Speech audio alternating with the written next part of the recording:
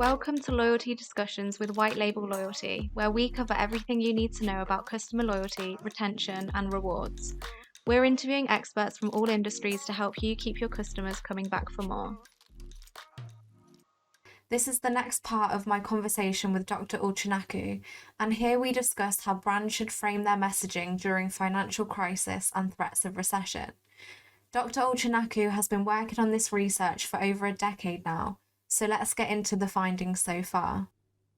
Could you give us a bit of an overview of how brands should frame their messaging during this time, according to your recent research? I wish there was one sentence to communicate this or to suggest what they should be doing. It's been an ongoing project for maybe a decade now. What we are mostly seeing is that consumers that experience social exclusion or loneliness, they tend to prefer brands that communicate with more caring tone or warm tone rather than an assertive, fighting or competent tone. So they appreciate more the emotional cuddling side of the brand rather than the assertive problem solving oriented side of the brand. However, there are boundary conditions. For example, for how long have you been experiencing loneliness, you're going to react in different ways. You probably will be more likely to prefer more competent, less caring communications when you have been dealing with loneliness for, let's say, years, which makes it more like a chronic loneliness rather than a state. So overall, I would suggest that companies should be using, in times of increased loneliness, a caring, warm tone rather than assertive, fighting tone. Mm-hmm. It does not stop there, because by understanding better for how long have consumers been struggling with this feeling, you will need to customize your communication better. Similarly, for example, we see that for consumers that have higher emotional intelligence, so they know how to deal with their emotions, how to use their emotions to control how they're feeling, they are less affected by the communications, for instance. They will be more affected by, do you do your job as a brand or do you not do your job? So how good is your product rather than how caring is your product? So there are a series of boundary conditions, all things that can be either manipulated, and manipulated, I mean it in the good sense. We call manipulation when we make consumers aware of something. So either by making consumers aware of something in your communication, or by reading the consumer, as in what pages do they visit, where do they buy their products, is it in an area that is very cosmopolitan, so full of social life, or is it in more isolated areas? Is it in areas that where the income per person is high, or is it in areas where it's more they're struggling more with, so for example, they're getting more governmental support, or there are different factors, different indicators of how much consumers are struggling in different areas of the city. Based on those areas, for example, brands could also customize the type of communication that they make. Flyers could be designed differently. Emails sent out could be done differently. Posters banners that they put at supermarkets could be designed differently. Mm-hmm. So this is what we are investigating at the moment. Yeah, I think the topic of how businesses are kind of framing their messaging is a really interesting one. I always think of the insurance industry and how you often see advertisements for life insurance, for example, very much focused on, you know, if you don't buy our life insurance, your family will suffer and here are all the terrible consequences. And it's very much based in fear. But what brands really need to be doing at this time, when consumers are so threatened by so many different things, they can't necessarily digest even more fearful messaging. So what an insurance company should be doing, for example, is say, if you buy our life insurance, here are all the amazing benefits. Here is all of the kind of stability you and your family will feel. Yeah, it's very spot on, Helen, because in Journal of Advertising a few years ago, we have published this article with my previous PhD advisor. She's professor in Copenhagen Business School now, and we were looking exactly at the framing of advertising, and we do look at, for example, insurance companies and whether they should be focused more on approach or avoidance. So more towards the things that you could be achieving by doing this, or more towards the things that you could be avoiding by not doing this. For instance, we find that for consumers that are financially constrained, because they are already mentally depleted, they will want messages that are easier to digest. And those happen to be the approach positive ones rather than the negative ones.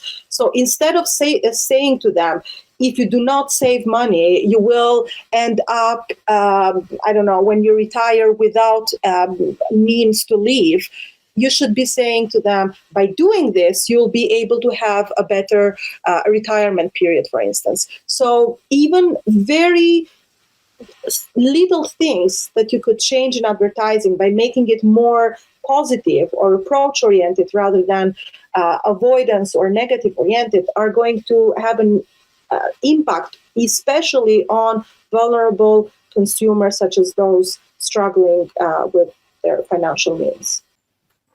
You were also part of some research on scarcity promotions and consumer anger. Yeah. So obviously scarcity promotions refer to adverts that use messaging such as buy now before it's gone or 3 left in stock. So they really highlight a lack of availability, and they push customers to make quicker purchase decisions based on a fear of missing out or the worry that a consumer can't get access to the products that they might need. Could you briefly explain the relation between consumer anger and how it relates to scarcity promotions? So this is a research led by one of my colleagues here in labs in Leeds University Business School, and we were looking at different types of scarcity promotions, for instance, saying that it's limited for specific period of time, or it's limited in quantity. Also, the reasons why it may be limited in quantity. For example, it could be for natural reasons. You only could get this many good grapes to make wine this year, and that's out of your control. Or is it because you wanted to produce this much and you wanted to play with the fact that there is limited availability? So when you are trying to play with the fact that there is limited availability, then consumers will get angry and they will have greater tendency to switch to another brand. And this is even more emphasized when your brand is not so well known. So if you are a small business, let's say, or you have just started flourishing, you don't want to use this type of techniques, because what you are doing is risking losing those consumers that came to you because you're making them angry, because it looks like you are playing with this scarcity idea.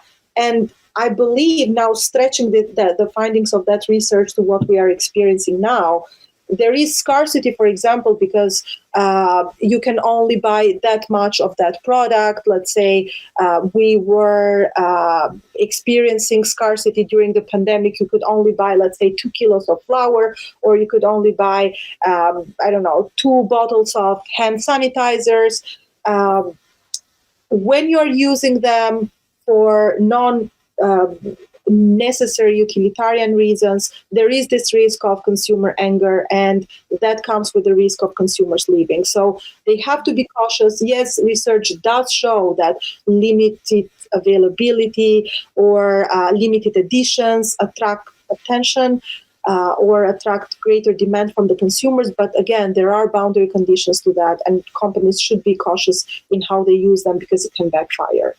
Are there any other factors that you see that you could kind of advise brands on, particularly brands who want to stop customers from brand switching at this time? Is there any other things that they can do? Well, brands could emphasize the consumer engagement or consumer experience part. Now, that is easy to achieve in most of the cases, especially if you consider that you have consumers at your hands from before they decide that they even need something to after they have purchased your product. It's not the moment of the transaction, is what we keep telling to our students. It's not the moment of the transaction. It does not start and it does not stop there. It is a whole journey that starts before we even realize that we need something.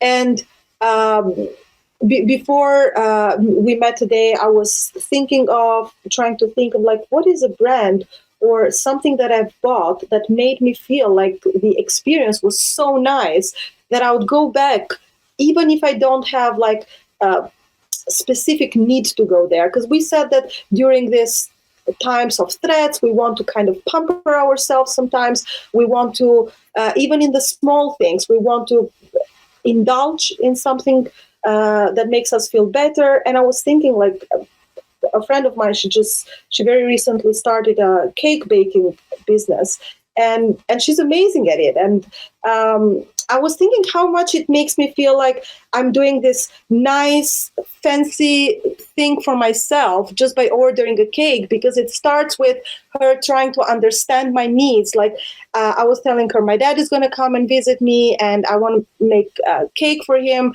so that I don't just go and buy the one at the supermarket just to tell him that I care about him coming and visiting us.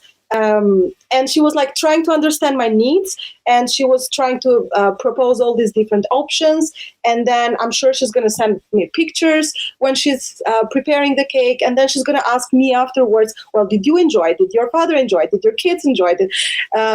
So it's a very small thing if you consider in all this sum of transactions that we make every day. It's just that because it starts with the before and in trying to understand my needs, and she positions it as something fancy, so it also goes into feeling that need for something that is beyond pure necessity. And she cares afterwards. It just makes the whole consumer experience so nice, so pleasant, that you'd go back and you'd be so happy to use your word of mouth to tell other people, even without her pushing you, for example, oh, could you advertise this, right? So if brands and if small businesses have the power to do this, why don't big brands sometimes do that? Why do they make it so difficult for consumers to get in touch with customer service? Why don't they try to customize their messages? Why do they sometimes offer this, you either take it or leave it approach? It's easy, I believe, in most of the cases to improve consumer experience. And just by reading a little bit more of research in marketing that screams at try to understand your consumer, or we've done that for you, we've tried to analyze the consumer, we are telling you what works best, just try and implement that. They could be improving this consumer experience that we keep on mentioning so much. It's so true. It seems like such a small thing, but it's a huge thing. I think, yeah, any business, small or huge, that can really take a customer throughout the whole journey and really take care of them, right from that point of contact when they first get in touch to the post-purchase, just as you said, those are the ones that are really going to win. I believe so. So, okay, my final question, and this is just for fun. As we are a business that deals with customer loyalty, I'd like to know, as a consumer, do you have a favourite loyalty program, and or what makes you loyal to a brand? I tend to be quite habitual in my purchases. I don't think I have like a very specific one. The ones that I like either are the ones that make me feel like they care about me, that I am someone for them, that give me some type of entitlement to pretend special treatment because I'm their customer, right? So, for example, consider being, for example, British Airways, in the club of British Airways. it's just nice when they make you feel like, okay, this is your number, so officially you're part of the club, and this is all the things that you could do just because you're part of the club, and this is all the nice stuff that we are doing for our members, for our club members. And it makes you feel like if I have to choose afterwards between taking the flight with this company or that other company, because they give you this kind of entitlement, you will be more likely to choose this company. I don't mean British in specific, but just to give you an example of what we appreciate mostly or I appreciate mostly in consumer loyalty programs. I believe it's when you feel like the counterpart cares about you and they show it in very concrete ways how they care about you and how they differentiate you from their non-loyal customers. We should remember that 80% of the revenues comes from 20% of loyal customers, right? So it is very important to retain these loyal customers. Again, you understand them, you see what works best with them, you try to see with maybe focus groups of customers, loyal customers and non-loyal customers, what is it that is keeping them with your brand, and you push on that, you emphasize that. Sure, I totally agree. I think so many businesses put so much focus into their products, making sure they have the perfect product, the best product on the market, and they sometimes neglect the experience that they're offering, right? It's more than just products and services now, it's the whole experience that the customer gets, that they can get so much value out of. And an interesting thing that we're seeing at White Label Loyalty is with all these price increases, there's a lot of companies that can't compete on price anymore. They simply can't offer the lowest price or they can't give discounts. So instead what they're doing is they're offering more value in terms of rewards or perks. So, you know, we recognize that you've chosen us. We recognize that we may not be the cheapest on the market, but here's what we're going to give back to you so that you can get more value and we can give you a reason to stick with us rather than switching. The key takeaways here are, unsurprisingly, consumers prefer brands that use a warm and empathetic tone during this time. Brands should frame their messages positively. Aulona's research finds that when consumers are financially constrained, they want messages that are easier to digest, and those are positive ones. For example, instead of saying to customers, if you don't use our product or service, here's the negative consequences, such as what you're missing out on. Instead, focus on listing the benefits of purchasing your product or service. It's all about basing your messaging on what can be gained rather than what could be lost. Dr. Ulqinaku also advises brands to emphasize the entire customer experience. Remember, it's not the moment of the transaction that matters. Customer experience does not start and stop there. You need to provide them with a great experience across the whole customer journey. More and more brands are creating more valuable experiences for their customers by offering rewards. With businesses facing rising prices, there are a lot of companies that can't compete on price point anymore. So instead, they're offering an experience that gives more value by using rewards or perks. They are saying to customers, we recognize that you've chosen us. We may not be the cheapest on the market right now, but here's what we're going to give back to you so that you get more value and have a reason to stick with us. And that's just one of the ways that you can make your customers feel extra special.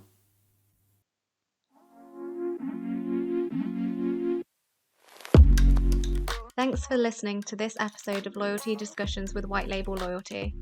You can follow us on our LinkedIn page to keep up with all of our best loyalty resources.